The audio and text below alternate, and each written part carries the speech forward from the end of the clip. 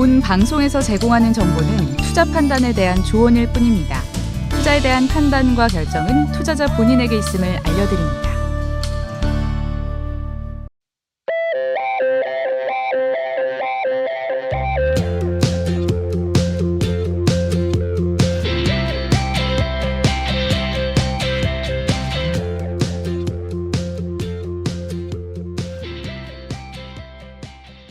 자, 시청자 여러분 안녕하십니까. 김현구의 투자 전략 시작해 보도록 하겠습니다.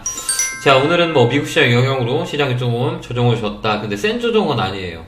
오늘 보면 개인들의 물량들이 한 3,900억 정도 매수가 들어왔고, 코스닥이 3,000억 매수가 들어왔어요. 그 다음에 외국인 기관 양매도 들어왔고, 특히 기관에서 한 4,000억 정도 집중적으로 SK 하이닉스를 때리는 모습을 보여줬거든요.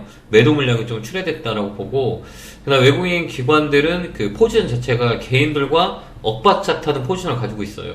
오늘 개인들이 들어왔지만 전체적으로 봤을 때 외국인 기관들은 밴드 매매를 하고 있다, 이렇게 보면 될 것 같아요. 이 중심선은 2200포인트 우리가 말씀을 드렸죠. 2200포인트가 왜 중요한 자리냐라고 했을 때, 기본적인 우리나라 상단 밴드 하단과 밴드 상단에 그 위치에 있는 중심선이에요. 그거는 저번에도 매번 설명드렸겠지만 이 자리에는 외국인들이 가지고 있는, 특히 현물 유가 시장에 갖고 있는 돈의 기본 평균 금액이다라고 볼 수 있어요.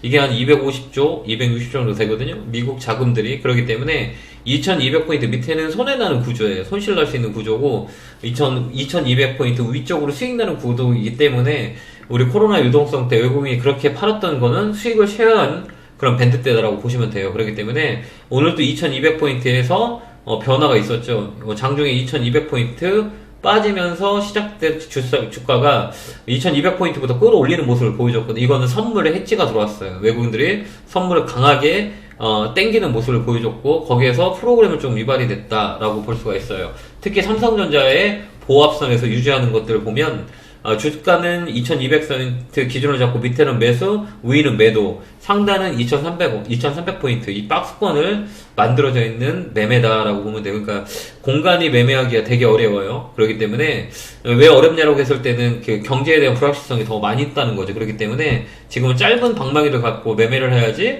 좀 긴 호흡을 가지고 매매하기에는 부담이 되게 많은 시장의 모습이다라고 보여져요. 11월, 12월 미국은 금리 인상에 대한 부분들이 시장에 눌려 있다는 얘기예요. 지금 3.25인데 거의 컨센서스는 4.25, 4.7 여기까지 나오는 거 보면 11월, 12월에는 금리가 조금 강하게 올릴 수 있다라는 것도 우리가 염두에 두고 봐야 되거든요. 자이언트 스텝이 될지 울트라 스텝이 될지는 대략 이렇게 보면 11월 때는 금리를 좀 세게 올릴 수가 있어요. 그렇기 때문에 인플레이션이 잡히지 않기 때문에 이 시장의 영향은 11월에 더 강하게 돌 수 있기 때문에 지금은 짧은 공간에 매매하는 게 좋아요. 실적 시즌이다 보니까 어떤 종목과 어떤 것들을 선택할 거냐 람에 있어서 가장 중요한 포인트는 실적이 받쳐주는 업황의 회복 속도가 빠른 것들, 환율 수혜가 있을 만한 종목도 괜찮고요. 그 다음에 IT, 반도체 이쪽 저가 매수의 기술적 반등, 이 폭을 우리가 보는 게 훨씬 더 지금 객관적이지 않냐, 이렇게 봅니다. 근데 우리나라 시장은 지금 박앤세일이라고 보고 있거든요. 그러니까 대형주 중심으로 싼 종목들이 너무 많아요. 그렇기 때문에 여러분들은 지금 조금만 집중을 한다면 좀 더 위기가 기회가 될 수 있는 시장이 되지 않을까라는 생각이 들어요. 그렇기 때문에 항상 손해가 나신 분들이 되게 많잖아요. 최근에 우리나라 시장은 고점대 50% 빠졌기 때문에 대한민국 주식 하는 분들은 다 손해라고 봐요. 하지만 이거를 잘 전화위복, 그러니까 이게 좋은 계기가 돼서 큰 수익을 낼 수 있는 또한 시장이기 때문에 이번 3분기, 4분기만 잘 넘기면, 특히 이 4분기 섹터, 지금 4분기잖아요. 10월, 11월, 12월 4분기만 잘 우리가 이겨낸다면 그동안 1분기, 2분기, 3분기 힘들었던 게 이제 내년 상반기 1분기 때부터는 좀 시장이 변화가 있을 거예요. 이게 저금리 시대로 돌아오는 피봇 정책들이 나올 수가 있다. 특히 미국에서 그게 내년 상반기 1분기는 지나야 된다, 이렇게 보고 있거든요. 그동안 우리가 공간 매매하면 돼요. 공간 매매는 어떤 게 좋은 거냐라고 했을 때는 우리가 시장에서 가장 좋은 게 싸게 됐을 때 살 수 있는 거죠. 예를 들어서 우리 강남 집값이랑 똑같으면 돼요. 돈 있는 사람은 지금 강남 집값을 살라고 할 겁니다. 왜? 50%가 싸게 떨어져 있기 때문에. 반대로 보면 대형주도 삼성전자도 50% 이상 빠졌기 때문에 50% 40%이 언저리 때는 우리가 사도 장기적으로 수익을 낼 수 있는 구조이기 때문에 지금은 우리가 좀 끌고 가는 것도 하나의 전략이 되지 않겠느냐라고 보여지거든요. 그렇기 때문에 여러분들도 이 포인트 포지션을 잘 보는 게 중요해요.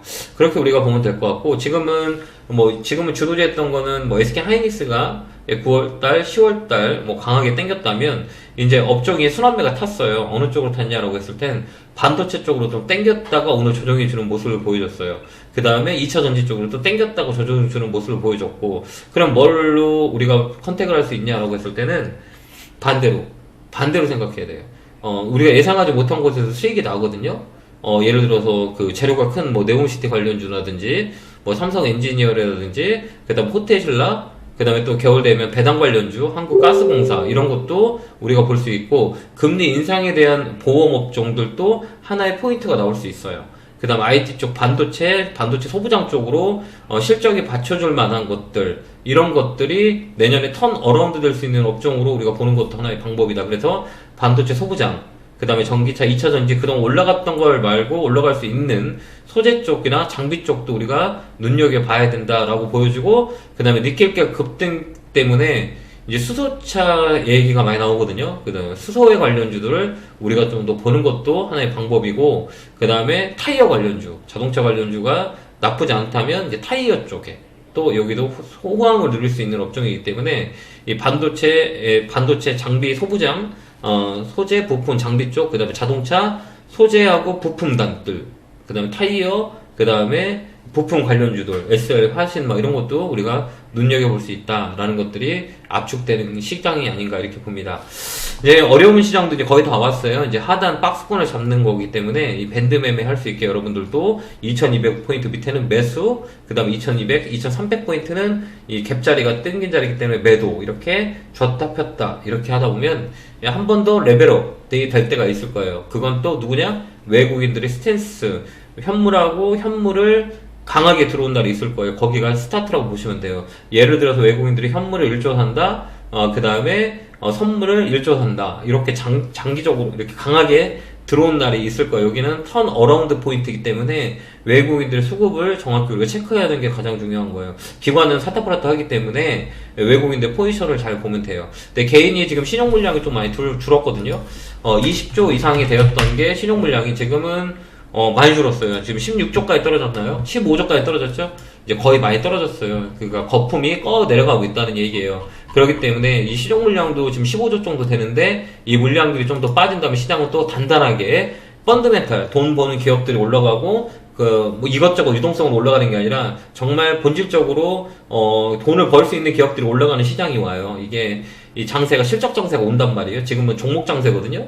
그러니까 이 실적이 받쳐주는 기업들로 턴 어라운드 되는 종목들이 많이 있어요. 그걸 우리가 잘 찾는 것도 하나의 관점의 포인트다라고 보시면 될 것 같아요. 자, 지금은 조정 구간이에요. 2200포인트 똑같아요. 2200포인트 밑에는 매수, 2200포인트 위에는 수익을 짧게 챙기는 전략. 그 다음에 2300포인트를 넘어간다 그러면 그때부터는 추세가 바뀔 수 있는 자리이기 때문에 2300포인트, 2200포인트, 2100포인트가 가장 중요한 이 라인의 3선이다라고 생각하고 우리가 대응하면 된다. 이렇게 코멘트 드리도록 하겠습니다.